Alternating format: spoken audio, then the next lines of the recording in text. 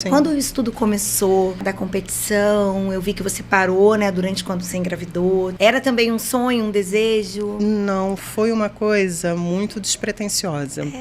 Na verdade, como o meu pai e o meu avô eram atletas, eu sempre achei muito bonito mulher musculosa. Sempre achei bonito. Braço, ombro. Nunca foi assim, pernão, não. Eu achava lindo os braços fortes. Mas, e aí eu fui para academia, meu pai que me levou para academia, eu devia ter uns 14, 15 anos. E eu sempre conto essa história, muito engraçado, porque eu nunca fui fã da Madonna. Mas tinha uma foto de jornal ainda, gente. Vocês não são da época de jornal impresso, preto e branco.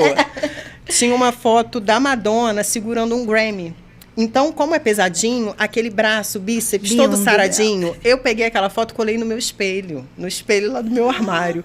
E eu tive essa foto até uns 20 anos. E eu achava aquilo lindo. Mas sabe quando você acha que é impossível você chegar naquilo? Ali. Nossa, que braço maravilhoso, que braço maravilhoso. Os anos foram passando. E aí foi bem depois, né? Porque eu comecei a competir, eu já tinha 24, 25 anos. Foi bem... Porque depois de muito tempo, eu ainda estava na faculdade, mas eu tive um término de namoro que a gente, quando é nova, a gente acha que vai morrer, né? Vai morrer. Que, nossa, acabou a vida, acabou o mundo, né? Não vou ter mais ninguém. E aí, para ocupar a minha mente, eu falei, eu vou fazer todas as aulas da academia. Juro por Deus. Aí tinha aula de glúteo, tinha aula de abdômen, tinha aula, tudo. Eu fazia tudo, gap e musculação. Eu fazia todas as aulas para ocupar a minha cabeça. Eu lembro que eu fazia faculdade à noite, então eu tinha o dia livre. Eu ficava na academia. E aí, lógico que o corpinho vai ficando, né? O corpo foi ficando saradinho e o dono da academia me convidou para ir num concurso. Só que, assim, nessa época não existia rede social, né? Não tinha informação sobre nada disso. Não tinha divulgação, eu nem sabia que isso existia. Então, vamos. Para onde? Não sei. O que tem que fazer? Não sei. Vamos. Fui no meu primeiro campeonato. E era... Esse campeonato que eu fui a primeira vez era o segundo campeonato que acontecia na história. Campeonato da Wellness, que é a minha categoria hoje, que é mundialmente conhecida agora, mas que começou aqui no Rio de Janeiro. Que legal. E esse campeonato que eu estreiei era o segundo que estava tendo. Então, ou seja, a gente não tinha referências. Eu não tinha referências, assim, quem é uma grande atleta para eu me espelhar, como que é o padrão desse corpo, o que tem que fazer no palco. Não existia essa referência. Nós fizemos essa referência. Que legal. Né? Eu e as outras atletas, nós criamos essa referência dessa categoria. E aí fui no meu primeiro campeonato, éramos 47 meninas, 40 e poucas meninas. Eu fiquei em terceiro lugar. Nessa faixa etária, na sua época, Sim. Tá. E aí eu fiquei em terceiro lugar. E eu lembro que foi no palco da UERJ. Quem conhece, o palco da UERJ é gigante. E eu lembro que eu olhava para tudo, menos para os árbitros, porque eu estava achando aquilo muito sensacional, né? Uma coisa muito grande, E eu lembro que eu olhava para o lado, e era a atleta que ganhou, maravilhosa, e eu olhava ela, assim, gente, que isso? Que mulher maravilhosa! Não é possível. Então eu saí dali super empolgada, eu quero voltar. Né? E terceiro lugar para mim foi o máximo. E ali começou a minha história. Que legal. No esporte. Não foi uma coisa... Eu não pretendia... Até porque a gente não tinha... A gente não almejava títulos grandes, porque essa categoria estava começando. Né? Então... Eu continuei competindo, o corpo foi evoluindo, a categoria foi crescendo e eu fui crescendo junto com ela. Então, dali começou a ter essa categoria nos campeonatos estaduais, o primeiro campeonato brasileiro dessa categoria eu participei. Então, tudo que foi primeira vez da Wellness, eu estava lá. Eu faço parte da história dessa categoria. Coisas de Deus, né, Renata? Eu sempre falo isso, que assim, às vezes, igual você falou, foi por acaso despretensioso. Não foi, Sim. Né? Sempre tem um propósito, assim, que Deus coloca. Né?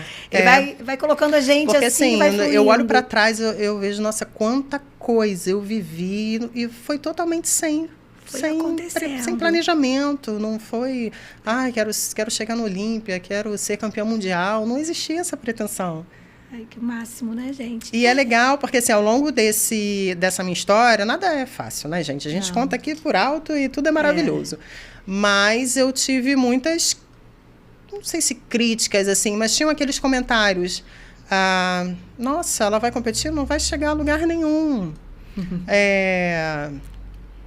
Coisas desse tipo, assim. Aí, por exemplo, quando eu mudei de categoria e acabou a carreira dela. Vai mudar de categoria e não vai chegar a lugar nenhum. Então, e às vezes são as pessoas próximas, sim, né? Sim. E aí, mas nada disso nunca me desanimou, sabe? Eu sempre usei isso como combustível. Tá bom, vamos ver se eu não vou chegar. Sim, isso aí é mulher de teimosa. E fala um pouquinho pra mim, Renata, isso é uma coisa, até uma curiosidade minha, tenho certeza que vai ser de muitas, essa coisa que você colocou aqui, que vocês foram criando esse padrão, né? O que a categoria exige, assim, você pode falar um pouco sobre isso, assim, do corpo, de tudo isso? Como, lógico, de um jeito mais leve, né? Sim, quando a categoria Wellness começou, a pretensão era ser um shape de praia, né? Aquela mulher carioca, aquele corpão de carioca, um shape de praia, então não podia ser nada exagerado. Não podia ter um percentual de gordura muito baixo, porque já seria muito, muito hard, muito sarada. Então, tinha que ter membros inferiores maiores que os superiores, então um pernão, um bundão, uma cintura fina, né?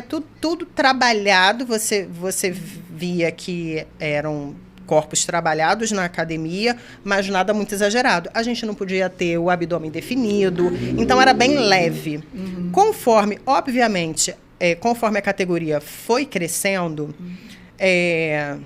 muita gente debate sobre isso, porque não concorda ter mudado o padrão da categoria, mas também a gente tem que pensar que se é uma categoria de fisiculturismo, é natural que se exija, né, músculos mais aparentes e mais trabalhados. Então, há 3 anos, essa categoria entrou no calendário como categoria profissional e entrou no calendário mundial. Tem 3 anos só que isso aconteceu. Gente, olha. E olha quantos anos eu estou competindo. Eu estou desde 2005. Agora, em 2020, que essa categoria entrou no hall do profissional e começou a ter no mundo inteiro. Então, eles mudaram um pouco esse padrão. Então, agora tem que ter músculos bem trabalhados, o glúteo bem definido, que é muito difícil, né? Muito Pela difícil. própria genética feminina, né? É onde a gente deposita mais gordura para ser redondinho, bonitinho, como que coloca aquilo ali super seco, enfim. Tem que ter um percentual de gordura bem baixo, a cintura bem fininha continuou, então hoje é uma categoria bem mais exigida.